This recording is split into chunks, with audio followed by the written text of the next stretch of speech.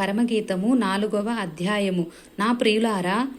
నా ప్రియురాలా, నీవు సుందరివి, నీవు సుందరివి. నీ ముసుకు గుండా నీ కన్నులు గువ్వ కన్నుల వలె కనబడుచున్నవి. నీ తల వెంట్రుకలు గిలాదు పర్వతము మీద మేకల మందను పోలియున్నవి. నీ పలువరస కత్తెరవేయబడినవియు కడగబడి అప్పుడే పైకి వచ్చినవేనై జోడు జోడు పిల్లలు కలిగి ఒకదానినైనా పోగొట్టుకొనక సుఖముగానున్న గొర్రెల కదుపులను పోలియున్నది. నీ పెదవులు ఎరుపు నూలును పోలియున్నవి. నీ నోరు సుందరము. నీ ముసుగు గుండా నీ కణతలు నిచ్చిన దాడిమ ఫలము వలె నగపడుచున్నవి. జయసూచకముల నుంచుటకై దావీదు కట్టించిన గోపురముతోనూ 1000 డాలులను సూరులను కవచములన్నీయూ వ్రేలాడు ఆ గోపురముతోనూ నీ కందక సమానము. నీ ఇరు కూచములు ఒక జింకపిల్లయు తామరలో మేయు కవలను పోలియున్నవి.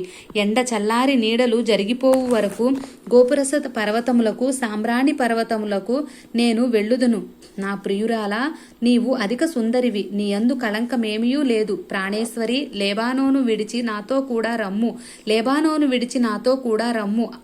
అమాన పర్వతపు శిఖరము నుండి, శనీరు హెర్మోనుల శిఖరము నుండి, సింహ వ్యాఘ్రముల నుండు గుహలు గల కొండలపై నుండి నీవు కిందకి చూచెదవు. నా సహోదరి ప్రాణేశ్వరి, నీవు నా హృదయమును వశపరుచుకొంటివి. ఒక చూపుతో నా హృదయమును వశపరుచుకొంటివి. నీ హారములలో ఒక దాని చేత నన్ను వశపరుచుకొంటివి.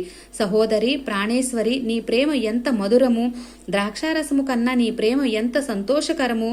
నీవు పూసుకొను పరిమళ తైలముల వాసన సకల గంధ వర్గముల కన్నా సంతోషకరము. ప్రాణేశ్వరి, నీ పెదవులు తేనీయలొలుకుచున్నట్టున్నవి. నీ జిహ్వ కింద మధుర క్షీరములు కలవు. నీ వస్త్రముల సువాసన లేబానోను సువాసన వలెనున్నది.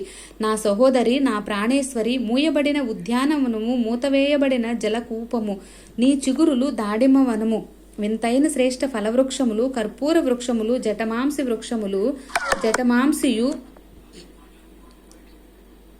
కుంకుమయు, నిమ్మగడ్డియు, లవంగ పట్టియు, వివిధమైన పరిమళ తైల వృక్షములు, గోపురసమును, అగరు వృక్షములు, నానావిధ శ్రేష్ఠ పరిమళ ద్రవ్యములు.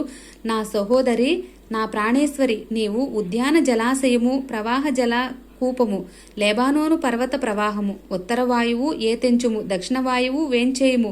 నా ఉద్యానవనము మీద విసురుడి, దాని పరిమళములు వ్యాపింపచేయుడి. నా ప్రియుడు తన ఉద్యానవనమునకు వేంచేయునుగాక, తనకిష్టమైన ఫలములనతడు భుజించునుగాక. ఆమేన్.